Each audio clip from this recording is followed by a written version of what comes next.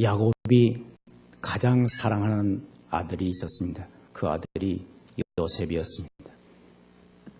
야곱은 12아들을 두었으나 그 가운데서 가장 사랑하는 아들이 요셉이었습니다.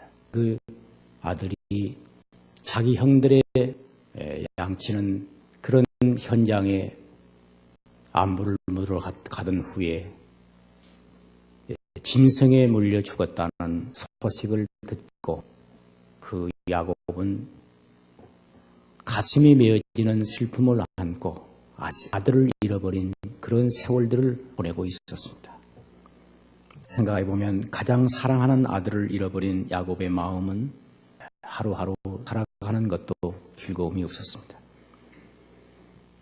그런데 가나안 땅의 흉년이 들므로 저들은 먹을 양식이 없어서 드디어 애굽 땅으로 양식을 구하러 아들들을 보냈습니다. 그들이 양식을 구하러 애굽 땅에 갔다가 바로 요셉이 살아서 죽을 줄 알았던 요셉이 살아서 애굽의 총리 대신이 되어 살아있다는 이 소식을 그 야곱은 듣고 신신가 꿈인가 너무 기뻤습니다. 드디어 요셉이 자기 아버지와 모든 권속을 초청함으로 드디어 야곱은 애굽 땅으로 자기의 자들을 다 거느리고 갑니다. 요셉은 자기 아버지를 맞이하고 바로왕 앞에 인사를 드리게 됩니다. 여기 7절에 요셉이 자기 아비 야곱을 인도하여 바로왕 앞에 서게 되었을 때 야곱이 바로를 축복하고 그때 바로왕은 야곱에게 묻습니다. 그대의 연세가 얼마인고 그대의 나이가 얼마인고 하고 묻습니다. 그때 야곱은 이렇게 합니다. 내 나그네길의 세월이 얼마 되지 못하나 130년의 세월이 흘러갔습니다. 우리 조상들의 나이에 비하면 얼마 못 되지만 내 나그네길의 세월이 130년 험악한 세월을 보냈습니다라고 대답을 했습니다. 이 야곱은 그는 평범한 사람인 것 같아도 그의 한마디 한마디에 깊은 신앙을 담아서 우리에게 교훈하고 있습니다. 당신의 나이가 얼마뇨? 하고 물을 때 내 나그네길의 세월이 130년 험악한 세월을 보냈나이다. 이 고백은 인생이 산다는 것이 무엇인가 하는 깊은 의미를 담고 있습니다. 우리가 이제 설날을 맞으면 서로 만날 때마다 묻는 인사가 금년 나이가 몇이지 하고 묻습니다. 우리나라 사람들은 이 나이에 대한 물음을 서슴없이 합니다. 그러나 서양 사람들은 나이를 묻는 것을 싫어하고 생각합니다. 설날에 오면 소년들은 나이를 먹는다고 생각하지만 나이 같은 사람들은 이제는 나이가 나를 먹는다고 생각합니다. 그래서 당신은 몇 살을 먹었느냐고 묻습니다. 몇 살을 먹었는 말은 굉장히 깊은 의미를 담고 있습니다. 살이라고 하는 말은 인생살이, 저승살이 또는 타양살이, 거부살이, 새빵살이 할 때 붙이는 말인데 이 말은 삶을 의미합니다. 살고 살으니 살아서 이 산다고 할 때 살이라고 하는 말을 붙이게 된 것입니다. 그러므로 몇 살을 먹었느냐고 하는 이 살을 나이로 센다고 하는 것은 깊은 뜻을 담은 것입니다. 한 살은 하나의 삶을 의미하는 것입니다. 두 살은 둘의 삶을 의미합니다. 한 살 한 살의 나이가 인생의 삶을 축한다는 단위가 된다는 것입니다. 그래서 이 먹는다고 하는 말을 몸 밖에 있는 이것이 몸 안으로 들어올 때 먹는다는 말을 쓰는데 이것은 나의 것으로 된다는 말입니다. 그래서 먹는 것만이 내 것이다. 그런 말이 있습니다. 이 속에 한번 들어가면 나올 수가 없잖아요. 옷도 입었다가 벗으면 내 것이 아닙니다. 그런데 먹는 말은 내 속에 들어오기 때문에 내 것으로 한 것입니다. 밥을 먹고 물을 먹고 그래서 우리는 모두 먹는다는 말을 표현합니다. 욕도 먹고 돈도 먹고 먹는다는 것이 자기 것으로 소유한다는 의미인데 나이를 먹는다는 말은 살을 먹는다는 말이고 이것은 삶은 곧 내 삶으로 소유한다는 그런 의미를 담은 것입니다. 우리가 나이를 먹고도 살을 먹은 것이 되지 못하면 그 인생은 비극이 됩니다. 나이를 먹으면 늙는 것이요. 살을 먹은 삶을 풍성케 하는 것입니다. 그래서 사람은 살아가는 내용이 삶이요, 과정이 살이요, 단위로 표현하면 이게 바로 나이가 되는 것입니다. 사람이라는 것은 결국 살을 먹는 존재입니다. 살이라고 하는 말은 살아있단 말입니다. 삶을 쌓아가는 존재예요. 살을 먹어서 풍성하게 된 것이 삶을 더해갔다는 것이 되는 것입니다. 보통 우리나라 사람 일반적으로 우리는 해 아래 있는 사람들이기 때문에 지구가 태양을 한 바퀴 돌 때 우리 그 시간들을 나이라고 말합니다. 그래서 나이는 해 바꿨다는 것이요. 365일에 지구가 태양을 한 바퀴 돈 것을 의미합니다.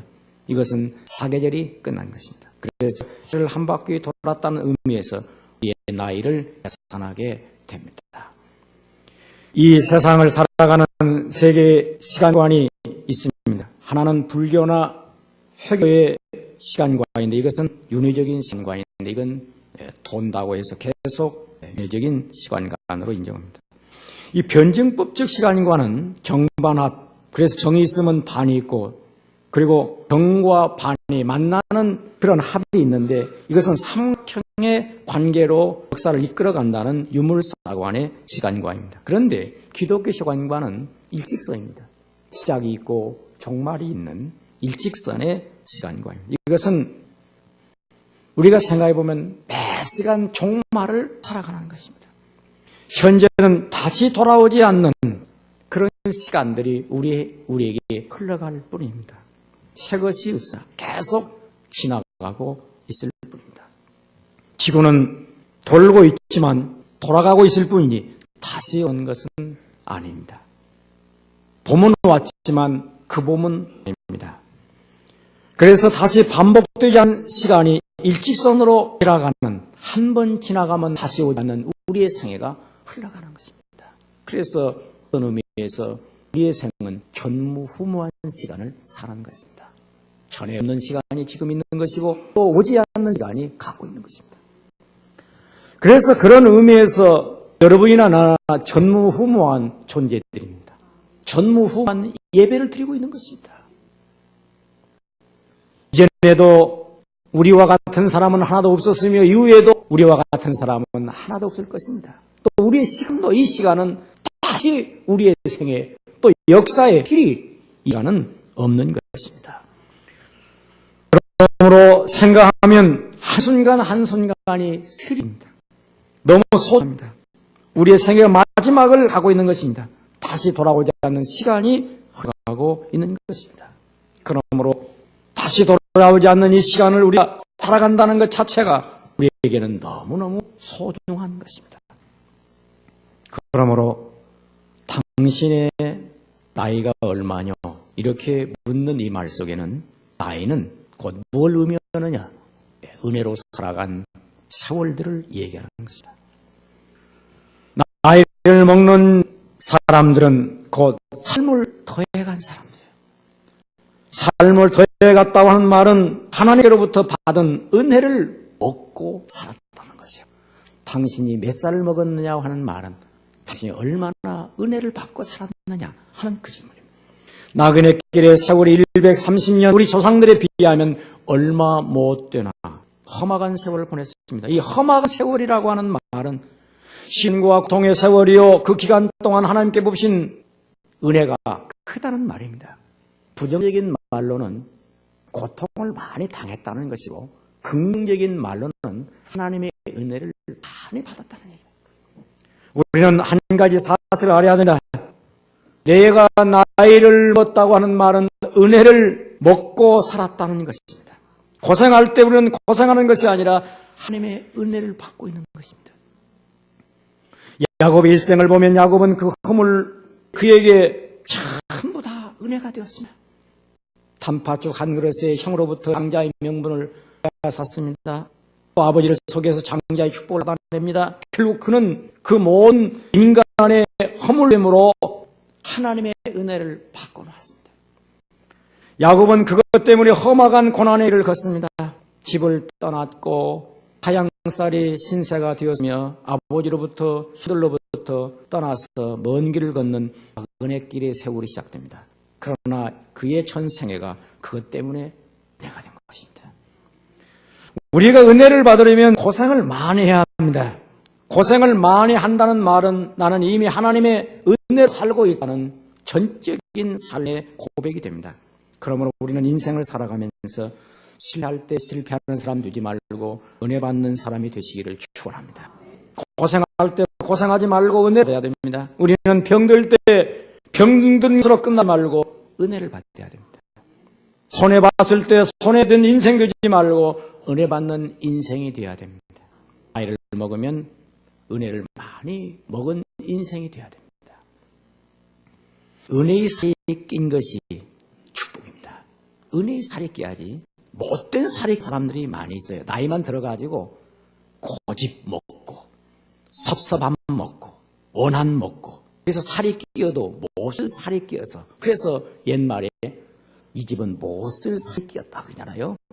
잘 들어요. 못을 살이 낀 사람들이 많아요. 세월은 남는데 못되게 살이 다 끼어들었어요. 좋은 거 먹어야 돼요. 은혜를 먹어야 돼요. 그래서 고생을 많이 하고 나면 고생살이 끼었어요. 그 얼굴부터가.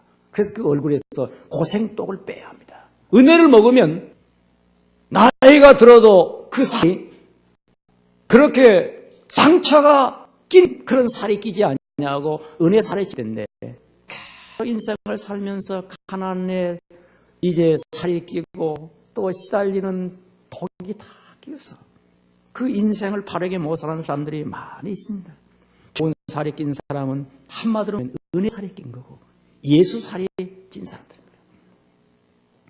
뭐 어떤 세상의 욕심과 탐욕과 음란과 방탕 이런 것들이 몸에 낀 사람들은 나이가 들수록 후편 인생이 됩니다. 밥을 먹을 때 배를 채우는 사람이 있고 은혜를 먹는 심한 사람이 있습니다. 지금 내가 무엇을 먹고 있는가? 스스로 한번 자신을 생각해야 됩니다. 얼마 전에 어떤 분이 우리 교회에 와서 간증을 했는데 간증을 들을 때 참 인간으로서는 상상할 수 없는 시련과 역경과 고난에 그에 생했습니다. 세상적으로 말하자면 고생 많이 한 사람입니다. 그런데 그 말 듣고 한 분이 와서 그래요. 아유 고생 참 많이 하셨군요. 그래 제가 속으로 이런 생각이 있습니다. 참, 왜 은혜를 받지 고생을 받나? 똑같은 시간에 왜 은혜를 받지 고생을 받나? 팔자 세다. 여러분 은혜로 받으시기를 축원합니다. 설교를 들어도 은혜로 받아야지 왜 뭐 어떻게 받습니까? 부모의 자식으로 태어나서 부모님부터 은혜를 받아야지 왜 부모님부터 상처를 받고 못된 자식이 됩니까?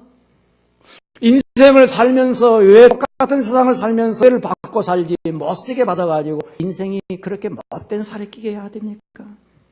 제가 끝나고 그랬어요. 그분에게 유명한 하나님의 쓰임받는 종의 음성을 들으면서 은혜를 받으셔야지. 아, 이분 은혜를 많이 받았구나. 은혜를 참 많이 받았구나. 그 생각을 하셔야지. 왜 딴 생각을 하셨나요? 그랬어요. 여러분, 고생할 때 은혜를 받는 것입니다. 아멘. 고생할 때 은혜를 받는 거예요. 모를 때는 은혜를 못 받아요. 배부를 때도 은혜를 받으면 그 사람은 대단히 잘난 사람입니다. 또 고생하면서도 은혜를 받으면 이 사람 참 하늘에 복 받는 사람이요. 고생하고 끝나요. 대부분의 사람들이 험악한 인생길을 걷는 것으로 끝납니다. 저는 지금도 제가 과거를 회상하면서 생각해 보면 전부 고생한 것이 은혜였어요. 그래서 너무너무 감사한 것이죠. 왜 고생이 인력으로 옵니까? 가난한 이 시골 교회를 섬길 때 두 교회를 섬기지 않아요. 교역자를 모시지 못하니까 두 교회를 섬기는데 30리 길입니다. 왔다 갔다 하면서 토요일 날 가서 설교하고 또 이렇게 주일날 아침에 버스 타고 또 가서 한 곳은 12시 예배, 한 곳은 10시 예배. 그래 한 번은 눈보라가 쳐서 버스 오지 않으므로 걸어 30일 가서 보러 가는데 멀기도 하고 춥기도 하고 배도 고프고 그래 지친 몸으로 집사님 댁에 갔는데 집사님하고 불렀더니 참 그 집사님은 눈도 열어보지 아니하고 이제 마루에 앉아서 제가 지금 앉아서 눈보라 이제 맞고 기도를 하는데 고린도서 10장 25절부터 성경을 읽는 겁니다. 바울은 여러 번 여행의 강의 위험과 강도의 위험과 동족의 위험, 이방인의 위험과 신의 위험과 광야의 위험과 바다의 위험과 그지 형제 중에 위험을 당하고 또 수고하며 애쓰고 여러 번 자고 자지 못하고 줄이며 목마르고 여러 번 굶고 춥고 헐벗었노라. 그런 성경을 쭉 읽는데 그게 왜 읽느냐 하면 이 추위에 지금 뭐 여기 오는 게 무슨 고생입니까? 적어도 교역자가 되었으면 이 정도는 잘 견뎌야지. 그런 의미로 읽어주는 거예요. 고생은 내가 알아서 할 것인데 당신이 미리 있다. 목사 선생님이 되어가지고 가르칩니다. 그런데 참 그때 복이 올 수가 있고 은혜를 받을 수가 있어요. 근데 참 순진하기는 하거든요. 은혜를 받았어요. 그때 독이 오를 수 있습니다. 못된 집사. 전도사가 주여 문 열어보고 환영해야지. 성경이나 읽어주고 그럴 수 있는데도 눈물을 흘린 거예요. 제가. 그렇지. 사도 바울은 춥고 배고프고 기가 그래서 눈물을 쭉 흘렸는데 내가 평생에 줄 수 없는 은혜를 또 받는 거예요. 굶고 춥고 헐벗고 수원 죽을 고비를 넘긴 사도 바울을 생각하면서 이 작은 고달픔이 얼마나 은혜가 되었는지 모르거든요. 제가 그때 두 교회를 은혜를 받아서 참 이게 운이라는 것은 알 수 없어요. 하나님의 섭리라는 게. 그때 1965년도에 두 교회를 섬겼는데 7년에 한신교회를 개척해서 또 여기서 네 군데로 교회를 세워가지고 가장 뛰는 겁니다. 생각해보면 떡가 쓸개가 빠져버렸어요. 왜 쓸개가 빠졌느냐 하면 버스가 시골에서 이제 눈 온다든지 비가 오면 이제 버스가 안 옵니다. 그러면 이제 이렇게 돌아가는 길을 시선으로 가면 6km거든요. 산을 넘고 언덕을 넘으면 6km인데 6km를 달려가는 겁니다. 왜 빨리 뛰어야 그쪽에 12시 예배를 드려주니까. 달리면요 목에서 쓴내가 납니다. 쓴내가 나. 그게 쓸개가 탐이라고 쓴내가 납니다. 쓴내가 나고 이제 그렇게 달리면 숨을 헐떡거리면서 막 기장에서 달리고 나면 땀이 식을 때요 소금이 이 피부에 허옇게 섭니다. 이것은 그냥 땀 흘리는 것이 아니고 진액을 빼놓는 거죠. 막 미친 듯이 뛰어요. 그래서 쓸개가 3번이나 빠져버리는 것 같아요. 그런데 그것도 놀라운 일. 지금 또 서울서 분당으로 왔다 갔다 하잖아요. 하나님의 은혜라는 건 알 수가 없구만. 그런데 왜 이렇게 되었느냐 하면 어렸을 때부터 뛰었거든요. 왜 어렸을 때 뛰었느냐 하면 가난한 집에 태어나서 똑같은 세상을 같이 살아서는 안 된다. 나는 어려운 환경에서 인생을 출발했으니 배워 뛰어야 된다 하면서 계속 뛰었어요. 어렸을 때. 그냥 뛰면서 길을 걷고 등에다가 짐을 지면서도 손에는 책을 보고 이러면서 달렸거든요. 근데 그것이 평생을 간 거예요. 그런데 난 놀라운 일이 있어요. 그저께 이것이 나의 간증이요. 고영근 목사님, 우리 한국에 살아있는 순교자라는 고영근 목사님 책 읽으면서 그분 인천에서 태어나서 그렇게 살았군요. 평생을 그렇게 사는 거예요. 그런데 그것이 고생이 아니라 은혜가 된다는 사실이에요. 할렐루야. 하나님은 그렇게 하면서 은혜를 받겠는 거예요. 세월이 가면 갈수록 모든 게 다 은혜가 된다는 거예요. 그렇게 살아서 쓸개가 빠지고 병원에 들어가면서 또 은혜를 받게 하세요. 그래서 모든 게 다 은혜가 된다는 사실인데, 어렸을 때 고생하면 고생한 많지 은혜를 더 받은 것이요. 편안하게 살았습니까? 그것은 은혜를 덜 받는 은혜요. 어렸을 때 조실부모했으니까 원망할 거 없어요. 하나님의 은혜를 직접 받은 것이에요. 배고팠습니까? 그것이 바로 은혜요. 왜? 줄인 배. 하나님의 은혜니까요.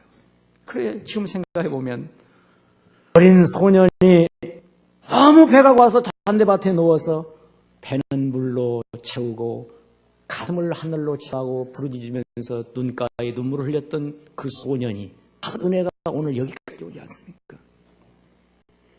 공부를 못했습니까? 직접 성령님께서 배우세요. 곰곰 생각해보면 인생 전체가 다 어떤 뭐든지 은혜를 받으세요. 남편으로부터 학대받고 있습니까? 참 신랑이신 예수의 사랑으로 은혜를 받으세요. 부모님에게서 상처를 받고 시부모로부터 학받습니까?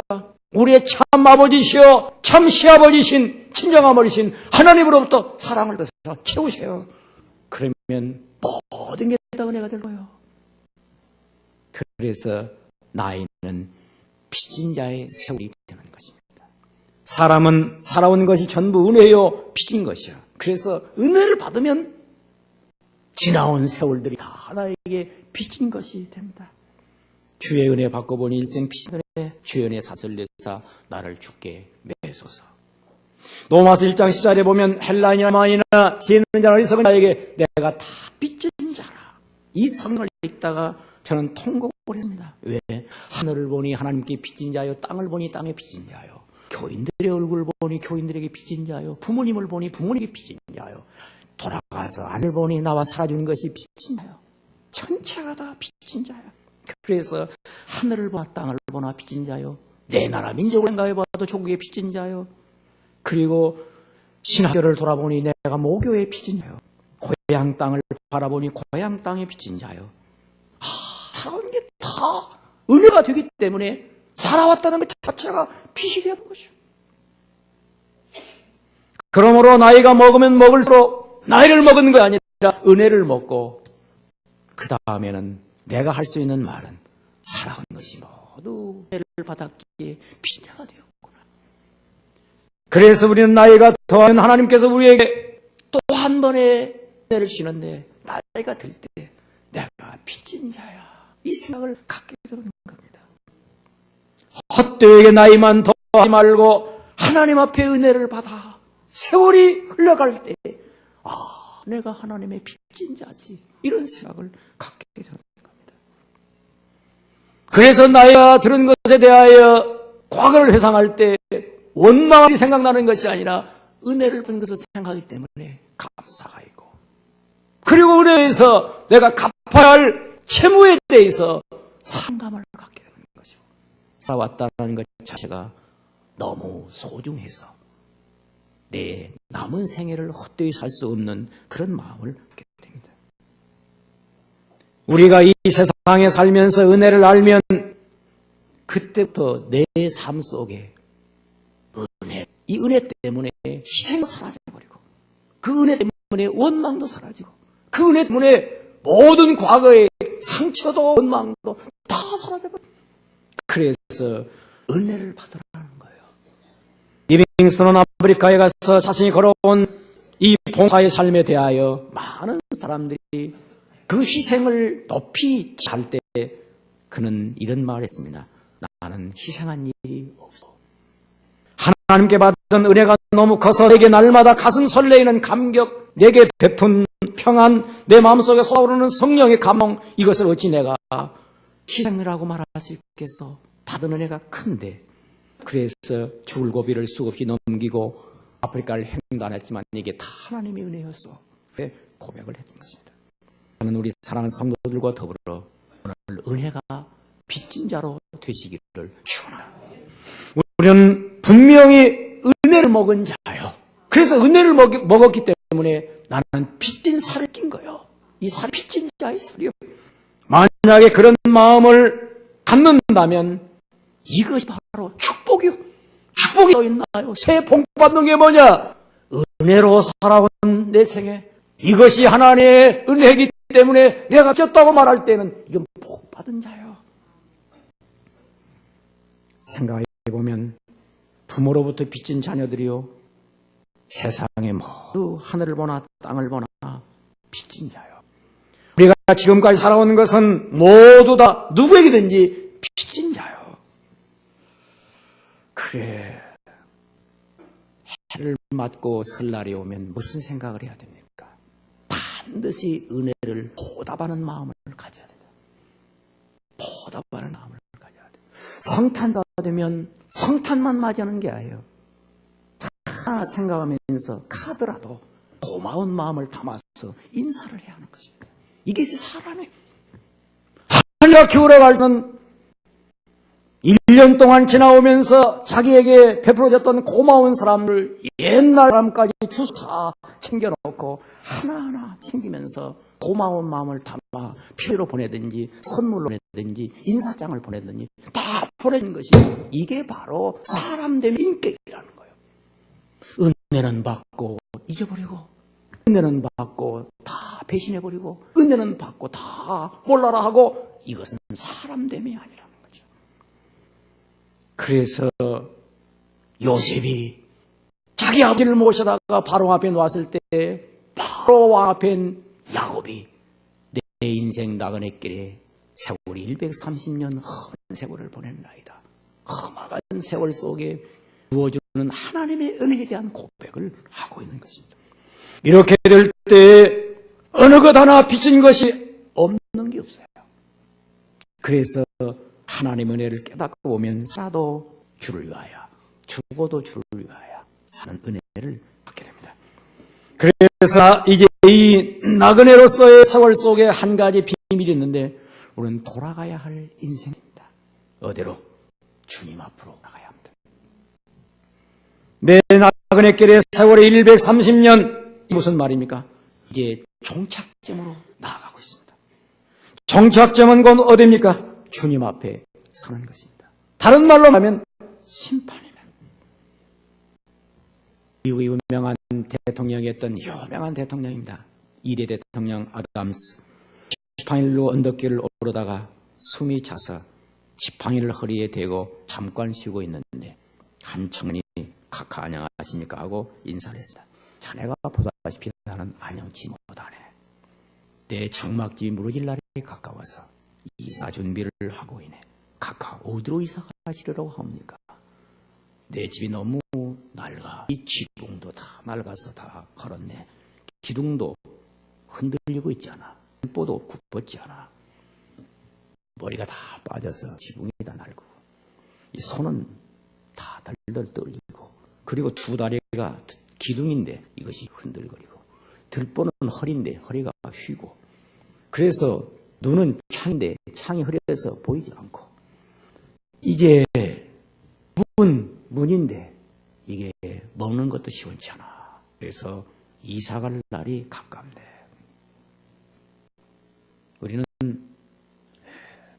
세월이 갈 때 우리는 분명히 인생이 끝나는 날이 가까이 온다는 사실을 기억해야 됩니다.